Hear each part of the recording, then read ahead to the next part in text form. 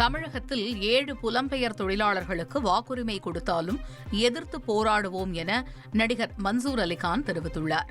சென்னை 1000 விளக்கு பகுதியில் செய்தியாளர்களை சந்தித்த அவர், யாரையும் ஓட்டு போட விடமாட்டோம் எனவும் மிகப்பெரிய அளவில் மக்களை திரட்டி தேர்தல் ஆணையத்தை முற்றுகையிடுவோம் எனவும் எச்சரித்துள்ளார். தமிழ்நாட்டில் பீகார்காரங்க இந்த புலம்பெயர் தமிழ் நார்த் இந்தியன்களுக்கெல்லாம் எதுவும் இது கொடுத்துருக்காங்களோ, ஓட்டுரிமை கொடுத்துருக்காங்களோ? 70 லட்சம் இல்லை, 7 பேருக்கு புலம்பெயர் தொழிலாளர்களுக்கு ஓட்டுரிமை கொடுத்தாலும் எதிர்த்து போராடுவோம். மிகப்பெரிய ஜனத்திரள் வெகுதிரள் மக்களை திரட்டி தேர்தல் ஆணையத்து முன்பு முற்றுகை போராட்டம் நடத்துவோம். தேர்தல் ஆணையர் பூனையர் யாரும் வீட்டை விட்டு வெளியே வர முடியாது.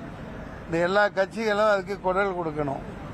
திமுக இருக்கட்டும், அதிமுக இருக்கட்டும், வேறு எந்த எதிர்கட்சிகள், காங்கிரஸ் அதே மாதிரி தான் இந்த ஓட்டு மிஷினை வச்சு ஏமாத்திட்டு அது வழியா தேர்தல் நடத்தக்கூடாதுன்னு